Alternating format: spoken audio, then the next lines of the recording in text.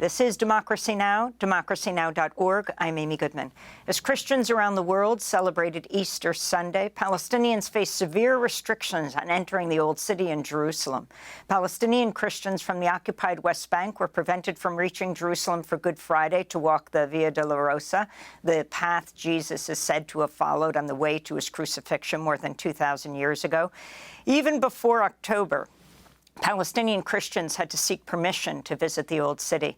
In Bethlehem, where Jesus was born, the wall separating Israel from the West Bank cuts through the city, largely empty of tourists this weekend. The Reverend Munther Isaac, who is the pastor at the Evangelical Lutheran Christmas Church in Bethlehem, participated in Easter vigil for Gaza on Saturday. This is some of what he said. Today we have entered a new phase of the war of genocide, in which the people of Gaza are being killed by hunger, thirst, and disease. They are starved to death. It is a slow death. They are hanging between heaven and earth, dying slowly while the world is watching. They have no form or majesty that we should look at them, from whom men hide their faces. It took more than 5 months and 32,000 people killed, including 13,000 children, for the UN Security Council to finally pass a ceasefire. But nothing has changed on the ground. Since when does Israel care about UN resolutions? Israel has never been held accountable or even condemned by Western leaders. This remains the single biggest problem today. Right now, we are pleading for aid and food to enter. We gave up on a ceasefire. Just bring food, water, and medicine. Lord, have mercy. Friends, a genocide has been normalized. And as people of faith, if we truly claim to follow a crucified Savior, we can never be okay with this. We should never accept the normalization of a genocide.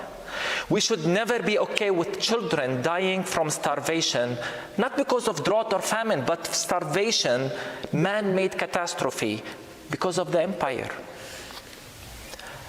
A genocide has been normalized, just as apartheid was normalized in Palestine. And before that, in South Africa, just as slavery and the caste system were normalized. It has been firmly established to us that the leaders of the superpowers and those who benefit from the modern colonialism do not look at us as equals. They created the narrative to normalize genocide. They have a theology for it. A genocide has been normalized. This is racism at its worst. And the very same political and church leaders who lined up in October, one after the other, to give the green light for this genocide, giving it the cover of self-defense, cannot even bring themselves to condemn the obvious war crimes being committed by Israel. They are good at raising their concern. They make statements that they are troubled by the killing of our children. We're sorry that the killing of our children by your weapons actually troubled you. They want to convince us that they actually care.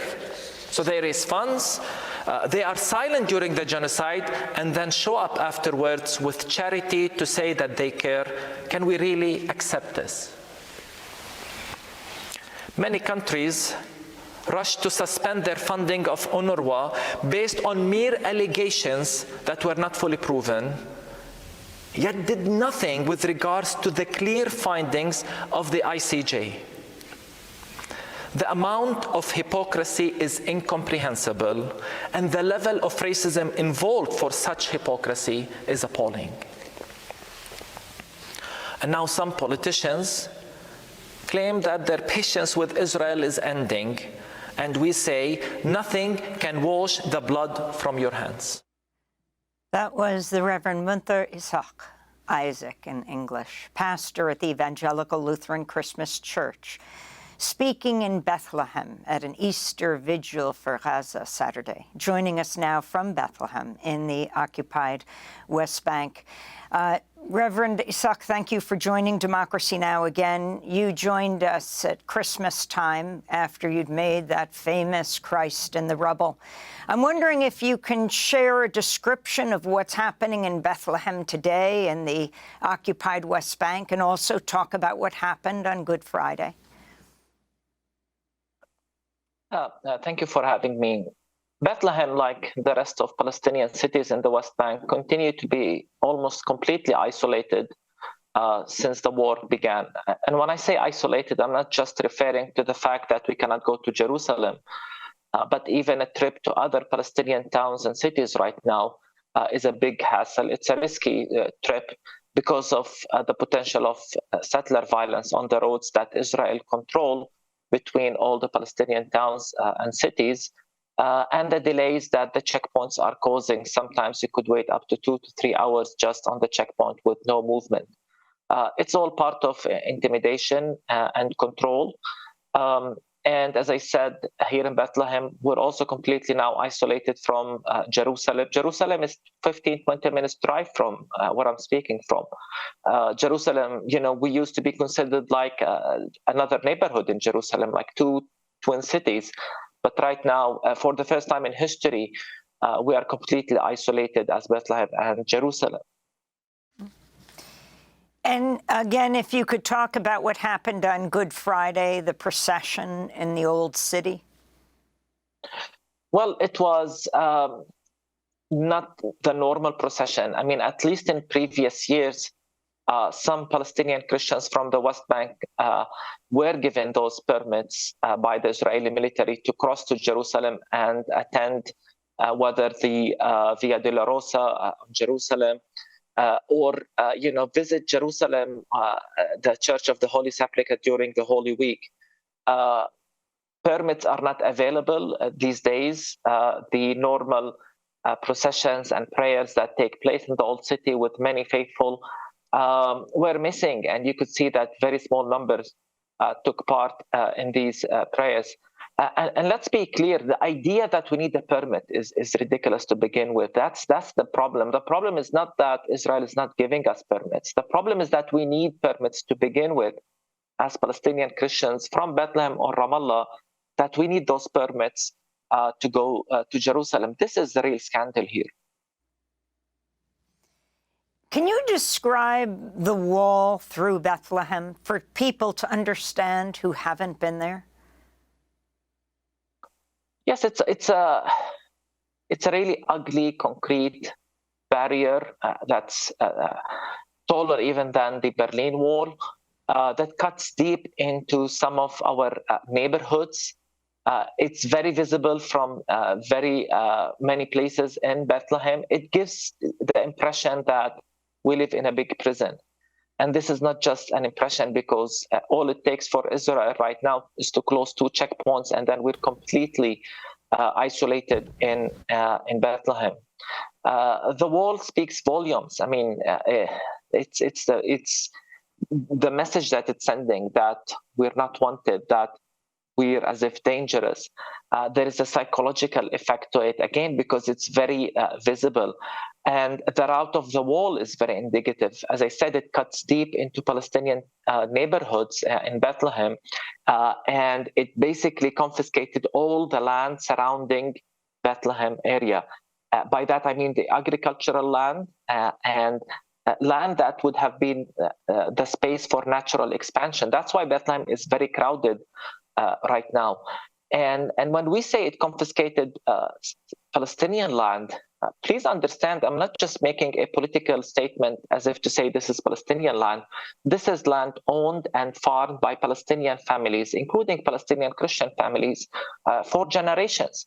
But the wall has completely isolated us from from our lands. Reverend Munther Isaac, if you can talk about Gaza now, how many Christians, Palestinian Christians, are there? Why didn't most Christians leave Gaza City to go to Rafah? Yes, there is around anything between 800 to 900 Palestinian Christians left in the Gaza Strip. And as you said, most of them preferred to stay in Gaza, in the city, and they preferred to take refuge in one of the two churches, the Orthodox Church and the Catholic Church, with the Catholic Church now hosting the majority because it has a bigger compound with a school. The decision was made, from what they told us, by everyone involved. They met and they decided that they don't want to go to the unknown. They don't want to end up in tents in Egypt, maybe, or in the desert. Don't forget that many still carry the memories of 1948, the Nakba. So they don't want to leave their homes again. And the message they told us is they'd rather die in the church rather than leave to the unknown and end up somewhere that they don't know. So they chose to be together. They chose to be in the two churches. And at times, it was very difficult. The Shifa Hospital is from walking distance from the two churches. So you could imagine the amount of trauma and fear they experienced. Many were killed in this war already, whether by bombardment or by snipers, or from diseases. The problem right now is if you get sick in Gaza, chances are very high you don't survive because there is no medical care at all. I wanted to ask you two questions. One about the Pope giving his Easter sermon at the Vatican, calling for a ceasefire. While he called for peace, a Republican member of the U.S. Congress publicly suggested Gaza should be bombed, quote, like Nagasaki and Hiroshima. It was Michigan Congressmember Tim Walberg, who himself is an ordained pastor, who made the comment during a recent town hall. Listen carefully. It's a little off mic. We shouldn't be spending a dime on humanitarian aid. It should be like Nagasaki and Hiroshima. Get it over quick. Your thoughts?